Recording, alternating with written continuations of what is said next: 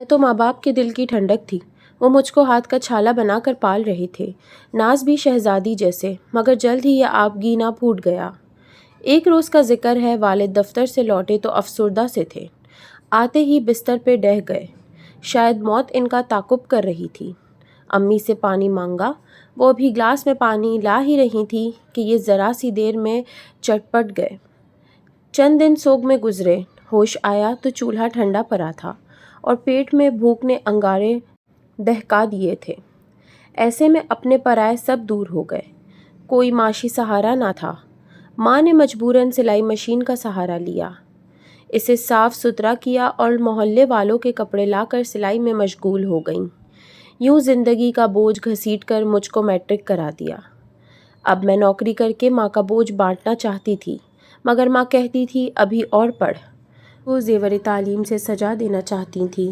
یوں میں نے ان کے اصرار پر کالج میں داخلہ لے لیا اور میلوں کے چکر پیدل کاٹنے لگی۔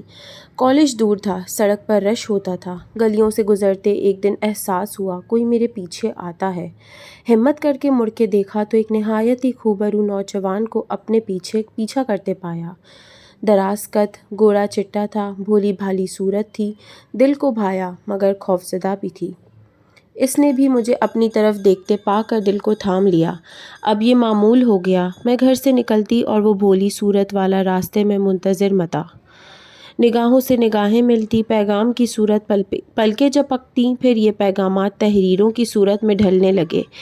ایک دن وہ آیا کہ ہم ایک بندھن میں بندھ جانے کی آرزومند ہو گئے۔ اس کا نام سرور تھا۔ وہ ایک ایڈوکیٹ کا بیٹا تھا اور والد کسی کے مقدمے کی پیشی کے سلسلے میں لاہور آئے تھے۔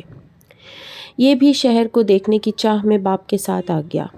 یہ لوگ ایک ہوٹل میں قیام پذیر تھے جو ہمارے کالج کے قریب تھا۔ وکیل صاحب صبح کورٹ چلے جاتے تھے اور صاحبزادے مجھ سے ملنے آ جاتے۔ یوں کبھی کسی پارک میں جاتے اور کبھی کوئی تاریخی مقام دیکھنے ہم نکل پڑے۔ لاہور کی ہر خوبصورت جگہ سے ہم نے یادوں کے خزانے جمع کر لیے۔ وہ دن آیا جب انہوں نے واپس اپنے گاؤں لوٹ کر جانا تھا۔ سرور نے بتایا تو میں خوب روئی، میرا کلیجہ مسل دیا۔ لاج کے بندھن توڑ کر میں نے اسے اپنے گھر بلایا۔ اماں تو عشاء کی نماز پڑھ کر سو جاتی تھیں۔ ان کو کیا خبر ان کی شیر میلی بیٹی نے جذبات میں کیا قدم اٹھا لیا ہے۔ وہ رات میری زندگی کی عجیب رات تھی۔ ایک دوسرے سے بچھڑنے کا غم اس قدر تھا کہ ہم دونوں ہی رو پڑے تھے۔ پھر نہ جانے کیا ہوا کہ جوں ہی چپ کروانے کو اس نے مجھے گلے لگایا، جو ایک بھڑکتی آگ میں ڈھل گیا۔ تنہائی اور بے خوفی میں محبت نہ رہی، آگ اور کپاس کا کھیل بن گئی۔ ضبط کی ناؤ ڈوب گئی اور پریشانی کا طوفان دل کو ڈبونے لگا۔ میں رونے لگی اور وہ تسلی دینے لگا کہ گھبراؤ مت، جاتے ہی اماں سے بات کرواؤں گا اور پھر ان کو لے کر آؤں گا۔ اب تم کو مجھے بیاہ کر لے جانا اور یہ تم سے پکا وعدہ ہے۔ اس وعدے نے مجھے ہی زندگی بخش دی اور اپنا سارا خسارہ بھول کر میں اس کے خیالوں میں کھو گئی۔ وہ چلا گیا اور میں اس کے لوٹ آنے کی امید میں دن گن گن کے کاٹنے لگی۔ جلد ہی مجھے احساس ہو گیا کہ جو سندر سپنا دیکھا تھا وہ بس ایک خواب تھا اور اب وہ نہیں آئے گا۔ ادھر ماں میری بگڑی طبیعت اور بھاری قدموں کو اپنی جہاں دیدہ نگاہوں سے تول رہی تھی۔ آخر ایک روز انہوں نے سر پیٹ لیا اور پھر مجھ کو پیٹنے لگیں۔ وہ جو بھی سوال کرتی میں جواب نہ دیتی۔ بالآخر وہ تھک ہار کر بیٹھ گئیں۔ پہلے تو امید تھی کہ آج نہیں تو کل آ جائے گا اور یہ سارے خوف کے سائے میرے سر سے ہوا ہو جائیں گے، مگر دن بدن گزرتے گئے، وہ نہ آیا۔ اب تو قیامت کا دن قریب آ گیا۔ ماں کو اسی قیامت کے خوف نے بالآخر نگل لیا اور وہ ایک روز سوئیں تو پھر نہ اٹھ سکیں۔ ماں تو ایک گھنا درخت تھیں، چھاؤں بھرا ایک چھپر تھیں، ایک سائبان تھی جو زمانے کے سرد و غم سے بچا کر رکھتی تھیں۔ جب وہ سائبان ہی نہ تھا، ہاتھ میں اکیلی کیا کرتی؟ سوچا اس سے پہلے کہ محلے والے پتھر مارنے آ جائیں، یہاں سے چلے جانا ہی بہتر ہے۔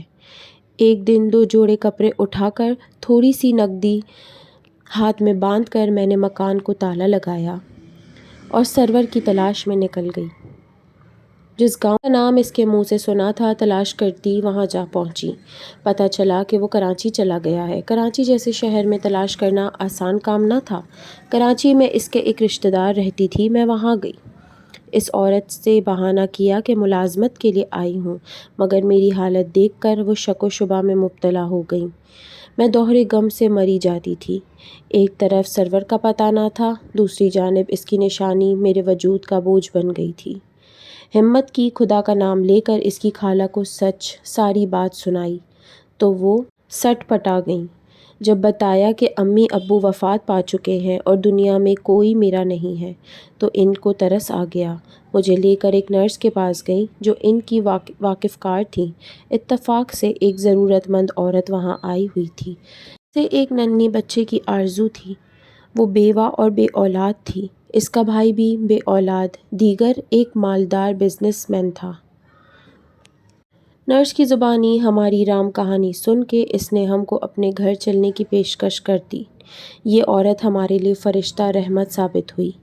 پتہ چلا کہ اس کا بھائی شادی کے قابل نہیں ہے، مگر سماج میں عزت بنانے کو شریک حیات چاہتا ہے اور دولت کا وارث بھی۔ اس نے شادی کی آفر کی۔ یہ پیشکش میرے لیے تو زندگی کی نوید تھی۔ حامی بھر لی یوں مجھے تحفظ اور بچے کو باپ کا نام مل گیا۔ اس کا نام حبیب تھا۔ وہ نیک دل آدمی تھا۔ اسے اولاد اور مجھے سہارا مل گیا۔ اس نے اپنی محبت سے میرا دل جیت لیا۔ میں نے اسے وہ آرام اور سکون دیا جو ایک اچھی عورت اپنے خاوند کو دے سکتی تھی۔ مجھے تحفظ کے ساتھ ساتھ زندگی کی ہر نعمت مل گئی، مگر دل پر جو زخم سرور نے لگایا وہ آج تک ہرا ہے۔ شاید سرور کو یہ خیال ہوگا کہ اس نے مجھے دھوکہ دے کر بہت بڑا کارنامہ سر انجام دیا ہے۔ ایک بے بس بیوہ کی بچی کو محبت کے نام پر لوٹ کر وہ تو نگر ہو گیا ہے، مگر قیامت کے دن ضرور اس کی پوچھ گچھ ہوگی، کیونکہ جو جیسا کرے گا اس دنیا میں اس کے اعمال نامے میں ویسا ہی لکھا جائے گا۔ وہ سمجھتا ہوگا کہ در در کی ٹھوکریں کھا کر مر گئی ہوگی۔ جس نے اس کی خالہ کا پتہ دیا تھا وہی میرے لیے فرشتہ رحمت تھا، اور خالہ نے بھی تو ترس کھا کر میری زندگی بچا لی۔ مگر سرور نہیں جانتا کہ خدا جب کسی کے گناہ پر پردہ رکھتا ہے تو اس پر اپنی رحمت کا سایہ بھی کر دیتا ہے، لیکن بے رحم لوگوں پر اس کی پکڑ بہت سخت ہوتی ہے۔ میں دعائیں دیتی ہوں اس شخص کو جس نے ان حالات پر مجھے اپنا کر سہارا دیا۔ جب سایہ بھی انسان کا ساتھ چھوڑ دیتا ہے۔ سرور کو کیا خبر جس یتیم اور بے سہارا لڑکی کو اس نے بیچ راستے میں دھکا دے کر چھوڑا تھا آج وہ کروڑوں کی مالک ہے۔ میری بد دعا ہے کہ سرور کو بھی سکون نصیب نہ ہو۔ میرے بیٹے کو تو باپ مل گیا، مگر سرور جیسے لوگوں کو کبھی اولاد کا سکون نصیب نہ ہو۔